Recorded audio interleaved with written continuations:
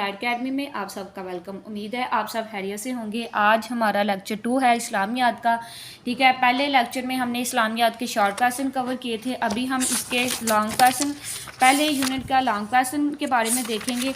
पहला तफसीली सवाल ये है, जमा तदवीन हदीस पर नोट लिखिए। ठीक है, जमा तदवीन हदीस पर नोट लिखना है। इसमें हमारे पास ये काफ़ी ज़्यादा लंबा है। ठीक है, टॉपिक हमारे पास काफ़ी ज़्यादा लंबा है। अब हमने इसमें से कुछ लफ्ज़ लिखने हैं। ठीक है, शुरू हम इसको यहाँ से करेंगे पैराग्राफ 3 से। ठीक है, यहाँ पे लिखा हुआ है, नबी करीम सल्लल्लाहु अलैहि वसल्लम की अहादीस मुबारक की जमा तदवीन का आगाज़ अहद रसालत से ही शुरू हो गया था।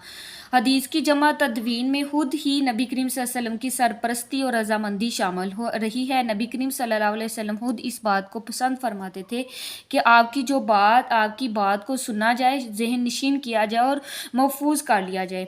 इस पैराग्राफ में बता रहे हैं कि हुज़ूर पाक सल्लल्लाहु अलैहि वसल्लम की हदीस मुबारक का जो जमा करने और सुनने, उसको हिफ़्ज़ करने, जहन नशीन करने का जो दौर है वो अहद रसालत से ही हो गया था। हुज़ूर पाक सल्लल्लाहु अलैहि वसल्लम की ज़ेरे निगरानी ये काम किया जाता था और हुज़ूर पाक सल्लल्लाहु अलैहि वसल्लम को इस बात की बहुत ज़्यादा खुशी होती थी कि वो इस बात को पसंद फरमाते थे कि लोग और सहाबा कराम रज़ी अल्लाह ताला अन्हुम उनकी बात को सुनते हैं, उस पर अमल करते हैं और उसको महफूज करते हैं। इसी वजह से आप सल्लल्लाहु अलैहि वसल्लम ठहर ठहर कर गुफ्तगू फरमाते थे। हुज़ूर पाक सल्लल्लाहु अलैहि वसल्लम आस्ता नरम लहजे में गुफ्तगू फरमाते थे ताकि लोगों को आसानी से इसकी समझ आ सके, ताकि सामने वाले इसे अच्छे तरीके से समझ लें और याद कर लें। बाज़ औक़ात आप सल्लल्लाहु अलैहि वसल्लम 3 मरतबा अपनी बात दोहराते ताकि मुखातब के जहन में बैठ जाए। जैसा कि हम एक क्वेश्चन को 2-3 दफ़ा रीड करते हैं ना, तो उसमें से हमें कुछ बातें याद रह जाती हैं। इसी तरह हुज़ूर पाक सल्लल्लाहु अलैहि वसल्लम ये जो बात कहते थे सहाबा कराम से, लोगों से, तो वो 2-3 दफ़ा बात को दोहराते थे ताकि लोगों के जहन में बैठ जाए।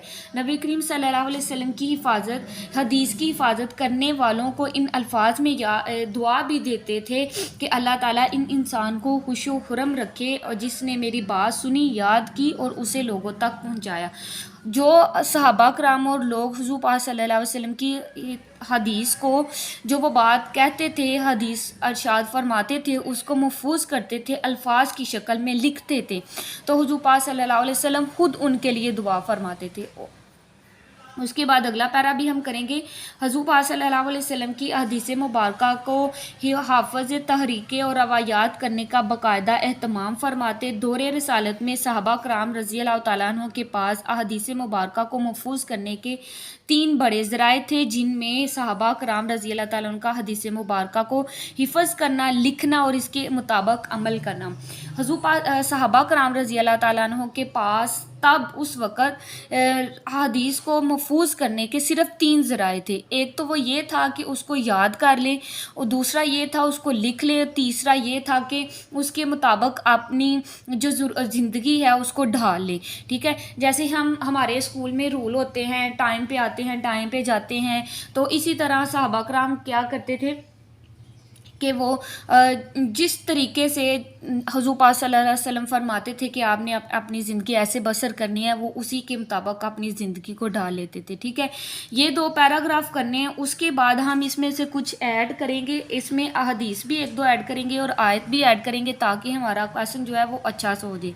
उसके बाद ये नीचे वाला जो पैराग्राफ है आप ये भी कर सकते हैं। तो हम ये वाले 3 पैरा करते हैं और लास्ट पे एक हदीस ऐड कर लेते हैं। ठीक है, 2 तो ज़्यादा शॉर्ट हो जाएंगे, तो हम 3 कर लेते हैं। हदीस हमारी यहाँ पे होगी, आयत हमारी आगे हो जाएगी। आगे है जी, रसूल अल्लाह सल्लल्लाहु अलैहि वसल्लम ने सहाबा कराम रज़ी अल्लाह ताला अन्हुम की हौसला अफजाई फरमाई कि वो आप सल्लल्लाहु अलैहि वसल्लम के फरामीन को याद रखने के साथ साथ तहरीरी सूरत में भी महफूज करें। बात वही दोहराई जा रही है कि हुज़ूर पाक सल्लल्लाहु अलैहि वसल्लम जो इरशाद फरमाते थे, सहाबा कराम रज़ी अल्लाह ताला अन्हुम उसको महफूज कर लेते थे और उसको लिख लेते थे। तहरीरी का मतलब होता है लिखा जाने वाला।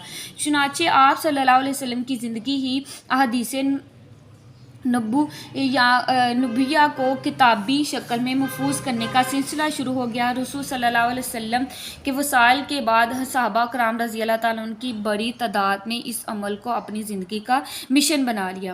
جب حضور پاک صلی اللہ علیہ وسلم کا وصال ہوا تو اس کے بعد صحابہ کرام رضی اللہ تعالیٰ عنہ نے حدیث کو یاد کرنا، اس کو لکھنا اور اس کے مطابق اپنی زندگی کو گزارنے کا جو ایک طریقہ تھا اس کو اپنی زندگی کا مقصد بنا لیا۔ ٹھیک ہے، اتنا ہم اس میں یہ کریں گے۔ ٹھیک ہے، آپ نے اس میں اسلام کے لیے ایک یہ کرنا ہے، ایک یہ والا پیراگراف، ٹھیک ہے، ایک دوسرا تیسرا پیراگراف یہ والا کریں گے، دوسرا اور یہ تیسرا، ٹھیک ہے، یہ چوتھا بھی کریں گے۔ بیک پہ انہوں نے جو ہے نا ایک آیت دی ہوئی ہے، ہم یہ بھی آیت اندر ایڈ کریں گے تاکہ ہمارا جو کویسچن ہے اس کا آنسر اچھے طریقے والا 100% بن جائے۔ ٹھیک ہے، ہمارے مارکس پورے ہیں۔